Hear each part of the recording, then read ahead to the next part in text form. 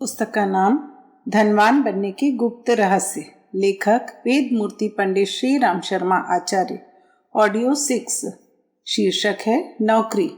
शायद आप बेकार हैं, बहुत खोजने से भी कोई काम नहीं मिलता, हर जगह से निराशाजनक उत्तर मिलते हैं।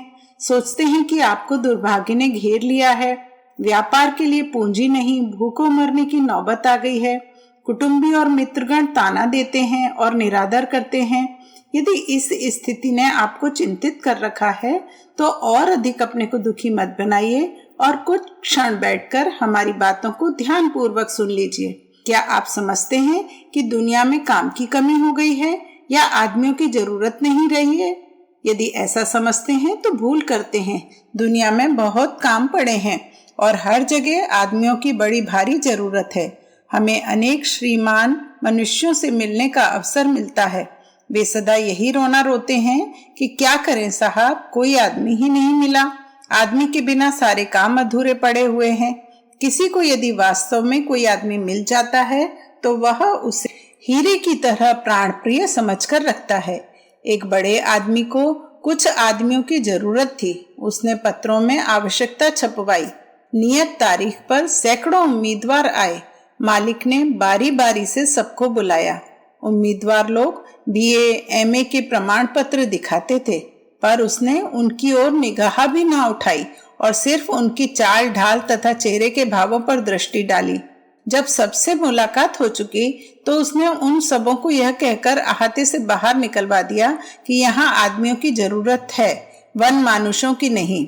व्यवहारिकता का ज्ञान होने से मनुष्य मनुष्य बनता है, अन्यथा उसमें और बंदर में अंतर नहीं रह जाता। झूठी शेखी खोरी यह एक ऐसा दुर्गुण है जिसने आज अधिकांश नवयुवकों का महत्वपूर्ण जीवन धूल में मिला दिया है। खाली पेट पर फैशन की टीम टाम बनाए हुए किसी लड़के को जब कोई भला आदमी देखता है तो उसे बड़ी हंसी आती है।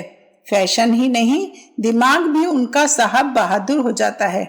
3 फाके मिलते ही होंगे पर बात साहबी की ऐंठ की ही करेंगे। कई देशी फैशन के लड़के टॉप टाई तो नहीं समझते, पर सिर को 7वें आसमान पर ही रखते हैं। जब किसी से बातें करेंगे तो मानो ये किसी बड़े भारी सरदार खानदान के शहजादे हैं। यह शेखी खोरी निरंतर मस्तिष्क में रहने के कारण उन्हें ऐसा बेवश का बना देती है कि वे किसी काम के नहीं रहते। मन में समझते हैं कि हम खूब बढ़ बढ़ कर बातें करके दूसरों को उल्लू बनाते हैं, पर सच तो यह है कि अपने सिवा वे किसी को उल्लू नहीं बनाते। शेखी को लेकर जो किसी के पास जाता है घृणा लेकर वापस आता है। आप अच्छी तरह विचार कीजिए कि कहीं झूठ बड़प्पन तो आपके मस्तिष्क में नहीं घुस बैठा है। यह ऐसा शत्रु है जो आगे आगे चुगली करता चलता है कि इस नालायक को अपने पास भी मत बैठने दो। मनुष्य का स्वभाव सादा और सीधा होना चाहिए।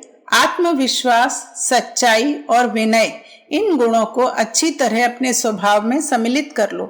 उत्साह, स्फूर्ति और प्रसन्नता को अपने चेहरे पर इस प्रकार पोत लो जैसे कि फैंसी लड़के लड़की पाउडर, क्रीम, रंग रोगन आदि पोतते हैं। यदि आप दूसरों पर अपनी सज्जनता और क्रियाशीलता प्रकट कर देते हैं तो यदि वहां जगह होगी तो आपको अवश्य मिल जाएगी। उत्तम स्वभाव और भलमन साहत की चाल ढाल सबसे बड़ी सिफारिश है। वह पर्वत पर भी अपने लिए घर बना लेती है। आप आज बेकार हैं तो 4 दिन और बेकार रहिए। अपने सड़े गले और दुर्गंधित स्वभाव को हटाकर दूर फेंक दीजिए ताकि एक ऐसे चुगलखोर से छुटकारा मिल जाए जो कहीं पहुंचकर कुछ कहने से पहले चुगली कर देता है और काम नहीं बनने देता। यदि आप बहुत तड़क भड़क की पोशाक पहनते हैं तो उससे नीचे उतरकर सादगी पर आ जाइए। यह समझना ठीक नहीं कि अप टू डेट फैशन के कारण प्रतिष्ठा बढ़ती है। आप हजारों रुपया मासिक तनख्वाह पाने वाले अफसरों की नकल मत कीजिए, उनकी स्थिति दूसरी है। एक बेकार आदमी की फैशन परस्ती इस बात की साक्षी होती है कि इतना खर्च करने वाला जरूर चोरी करेगा और इतनी टिप टॉप के साथ नजाकत और हरामखोरी जरूर छिपी होगी। सादा किंतु स्वच्छ कपड़ों को ठीक तरह से पहनना यह एक प्रामाणिकता और विश्वसनीयता का चिन्ह है। सस्ता कपड़ा पहनना कुछ बुरा नहीं है, बशर्ते वह खूब धुला हुआ और साफ हो। अपने मस्तिष्क और चाल ढाल सुधार लेने पर बेकारी की आधी कठिनाई दूर हो जाती है और सफलता पास आ जाती है। जिन लोगों के पास पूंजी नहीं है वे आरंभ में मजदूरी ही कर सकते हैं। आप में जिस प्रकार की शारीरिक या मानसिक मजदूरी करने की योग्यता है, तलाश कीजिए कि उस प्रकार की मजदूरी का क्षेत्र कहाँ है। जिस जगह वह काम मिल सकता हो वहां अपना संपर्क बढ़ाने का प्रयत्न कीजिए। जो लोग काम दे सकते हैं उनकी कृपा प्राप्त कीजिए। कृपा प्राप्त करने का एक ही उपाय है अपनी पात्रता सिद्ध करना। आप इस योग्य हैं कि वैसी कृपा मिलनी चाहिए तो अवश्य अवसर मिलेगा। शुद्ध हृदय से किसी के काम में सरलता पूर्वक मदद करना, अपनी सेवा भावना और क्रियाशीलता का परिचय देना दूसरों पर बड़ा असर डालता है। आप जिनके पास जाएं, ध्यान रखें कि उनका कुछ हर्ज न करें, वरन छोटी मोटी सहायता बन पड़े तो करने लगें। यहाँ खुशामद या चाटुकारिता से हमारा प्रयोजन नहीं है। स्वभाव में सेवा और सहायता का विचार होगा तो वह उनके साथ क्यों प्रकट न होगा जिनसे आप कुछ कृपा भी चाहते हैं। यह एक बार के कहने पर भी काम नहीं मिल जाता तो अप्रसन्न ना होइए। जब वे लोग आपको परख लेंगे तो इस बात के लिए विवश होंगे कि आपकी मदद करें। जहां स्थान या काम वास्तव में नहीं, वहां सिर पड़ना भी ठीक नहीं। परंतु जो लोग कर सकते हैं उनसे सहायता लेने में झिझक भी ना करनी चाहिए, क्योंकि मनुष्य जाति एक श्रृंखला में बंधी हुई है। एक की सहायता के बिना दूसरे का काम नहीं चल सकता। जो मनुष्य इस समय सत्तावान हैं, उन्होंने भी इस स्थान तक पहुंचने में कितनों ही की सहायता और कृपा प्राप्त की होगी। किससे कहें, क्या कहें, ऐसा मत सोचिए। जो मनुष्य कर सकते हैं उनसे काम दिलाने के लिए कहिए। बाइबल का एक मंत्र है, उसे दिया जाएगा जो मांगेगा। आरंभ में यदि कोई छोटा काम मिलता हो तो कर लीजिए। बड़े काम की प्रतीक्षा में बैठे रहना और भूखे मरना व्यर्थ है। काम कोई छोटा नहीं है। बड़े आदमी यदि काम करने लगे तो वह छोटा काम भी बड़ा हो जाता है। महात्मा गांधी चरखा काटते थे, इससे वे छोटे नहीं हुए, वरन उस काम का महत्व बढ़ गया। कृष्ण गौ चराकर चरवाहे नहीं हुए, वरन गौ सेवा का महत्व बढ़ गया। इसलिए बेकारी की अपेक्षा यदि कोई छोटा काम कम पैसे का मिलता हो तो निसंकोच कर लीजिए। ऐसा मत सोचिए कि एक बार छोटा काम कर लेने पर हमारा दर्जा छोटा हो जाएगा और फिर बड़ा काम ना मिलेगा। लकड़ी काट कर बेचने वाला और धोबी भंगी के छोटे काम करके पेट भरने वाला गारफील्ड यदि अपनी योग्यता के कारण अमेरिका का राष्ट्रपति बन सकता है तो कोई कारण नहीं कि एक काम कर लेने के बाद आपको सदा वह छोटा काम ही मिलेगा। यदि आप हीरा हैं तो विश्वास रखिए, एक दिन चमार के घर नहीं पड़ा रहना पड़ेगा। घूमते घामते आप जौहरी के यहाँ पहुंच जाएंगे। छोटे काम को ठुकराइए मत, उंगली पकड़कर कलाई की ओर बढ़िए। काम के क्षेत्रों के संपर्क में आइए, अपनी प्रामाणिकता बढ़ाइए। हम कहते हैं कि आप बेकार नहीं रह सकते और एक दिन संतोषजनक काम प्राप्त कर लेंगे। कितने ही आदमी भूखे बैठे रहते हैं पर उन कामों को नहीं करते जो छोटे समझे जाते हैं। एक बाबू को इस बात में झेप आती है कि वह किसान, मोची, बढ़ई, लोहार या दर्जी का काम करे। वह दफ्तर में बैठकर क्लर्की करना चाहता है ताकि दूसरे उसे आदर की दृष्टि से देखें। यहाँ हमें भारतवासियों की बुद्धि पर तरस आता है कि सदियों की राजनीतिक गुलामी से उनके विचार और दृष्टिकोण में कितने गुलाम हो गए हैं। सच तो यह है कि जो अपने पौरुष को तिलांजलि देकर चाकरी की शूद्र वृत्ति को अंगीकार करता है, वह संसार में अपनी हीनता का प्रदर्शन करता है। ऐसे मनुष्यों का वैसी ही गुलाम वृत्ति के लोग आदर कर सकते हैं। पौरुष करना यह पुरुष का स्वाभाविक धर्म है। योग्यता से उपार्जन करना यह सिंह वृत्ति है और पराश्रित होकर पेट भरना श्वान वृत्ति है। हमारी दृष्टि से दिन भर फटकारें सहने वाला किंतु आसान जीवन बिताने वाले क्लर्क की अपेक्षा वह मोची अधिक आदरणीय है जो अपने परिश्रम और बुद्धि कौशल से बढ़िया जूता बना लेता है। काम कोई छोटा नहीं, जिस काम को करने वाले छोटे होते हैं वही काम छोटा होता है। उद्योगी पुरुष जब छोटे काम को करते हैं तो वह काम भी महत्वपूर्ण ही बन जाता है।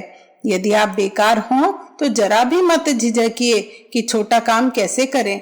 अपनी झेप को एक कोने की तरफ फेंक दीजिए और जो निर्दोष काम सामने हो तो उसे करने के लिए सहर्ष तैयार हो जाइए। मिस्टर फुलर कहते हैं, छोटा काम करने में लज्जित होने की कोई बात नहीं है। लज्जित तो उन्हें होना चाहिए जो बेईमानी से पैसा पैदा करते हैं। निसमौज चर्च का बिशप फ्लोरनियर जवान उम्र तक दिया जलाने की बत्तियां बना बनाकर पेट पालता रहा। जब उन्नति करके वह महान पद पर पहुंचा तो एक डॉक्टर ने उसके पुराने पेशे की याद दिलाकर ताना कसा। बिशप ने जवाब दिया, यदि तुम मेरे समान बत्ती बनाने का छोटा पेशा करते तो जन्म भर उसी को करते रहते और उन्नति ना कर सकते। वैज्ञानिक फैराडे लोहार का लड़का था। बचपन में उसकी विज्ञान की ओर रुचि थी। वह किसी रसायनशाला में काम करना चाहता था। रसायनशाला में नौकरी तलाश करने वह गया और सीखने पर अपना इरादा जाहिर किया तो मालिक ने उसे बोतलें धोने और टूटे फूटे बर्तन समेटने के काम पर यह सोचकर रख लिया कि यदि इसका उन्नतिशील स्वभाव होगा तो छोटे काम से तरक्की कर लेगा। यदि मूढ़ होगा तो मामूली काम करने में अपनी तौहीन समझकर भाग जाएगा। फैराडे भागा नहीं। उसने बोतलें साफ करने और टूटे बर्तन समेटने में ऐसी कुशलता का परिचय दिया कि मालिकों को उसे बरबस ऊंचे काम देने पड़े और एक दिन वह उसी रसायनशाला का सबसे बड़ा वैज्ञानिक बना। एक मूर्तिकार बढ़िया पत्थर की तलाश में था जिससे कि शिवजी की अत्यंत सुंदर मूर्ति बनावे, पर उसकी मर्जी का पत्थर कहीं न मिला। तब वह हताश होकर बैठा रहा। एक रात को शिवजी ने उसे स्वप्न दिया कि बैठे रहने की अपेक्षा तो घटिया पत्थर की मूर्ति बनाना अच्छा है। दूसरे दिन से उसने घटिया पत्थर की मूर्ति बनाना प्रारंभ कर दिया और वह इतनी सुंदर बनी कि जिसकी प्रशंसा चारों ओर फैल गई। आप संपन्न बनना चाहते हैं तो अवसर की तलाश में हाथ पर हाथ रखकर मत बैठिए। आज ही सर्वोत्तम अवसर है। बड़ा काम सामने नहीं है तो कोई हर्ज नहीं है। छोटा काम आरंभ कीजिए और छोटे से बड़े बनने का प्रयत्न कीजिए। आपको सफलता मिल जाएगी। एक पारसी कहावत है कि आज छोटा काम आरंभ कीजिए, कल बड़े काम आपके पास आकर प्रार्थना करेंगे कि हमें पूर्ण कीजिए। बिना पूंजी वालों की मजदूरी ही व्यापार है, क्योंकि वे आरंभ में कुछ कर नहीं सकते, किंतु जिसके पास पूंजी है उन्हें व्यापार में लगना चाहिए। सेवा वृत्ति में जितना वेतन मिलता है प्रायः उतना ही खर्च बंध जाता है।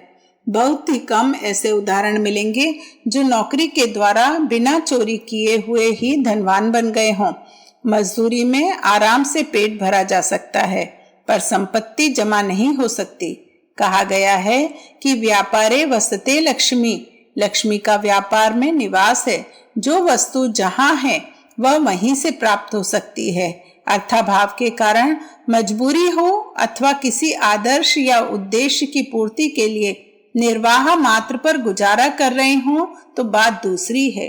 इसके अतिरिक्त जो मनुष्य नौकरी करके जीवन बिताते हैं वे अपनी गहनता के साथ खिलवाड़ करते हैं और एक पुराने विद्वान के मतानुसार भाग्य को बेच देते हैं। वे वैद्य उपायों द्वारा धनवान नहीं हो सकते। यह तो हो ही नहीं सकता कि भलमनसाहत और परिश्रम के स्वभाव वाले को काम न मिले। उसे अवश्य अवश्य काम मिलेगा। वह कभी भूखा नंगा नहीं रहेगा। सद्गुणी व्यक्ति की हर जगह चाह है। दुनिया उसे छाती से लगाने के लिए हाथ पसारे खड़ी है। कूड़ा करकट ही इधर उधर झाड़ बुहार कर फेंका जाता है। आप कूड़ा नहीं सद्गुणी बनिए, वन मानुष नहीं मानुष बनिए, आपको काम मिल जाएगा। और यदि आप में महत्वाकांक्षाएं होंगी, उन्नति करने की अदम्य अभिलाषा होगी तो छोटी सीढ़ियों पर चढ़ते हुए ऊंचे पदों पर पहुंच जाएंगे।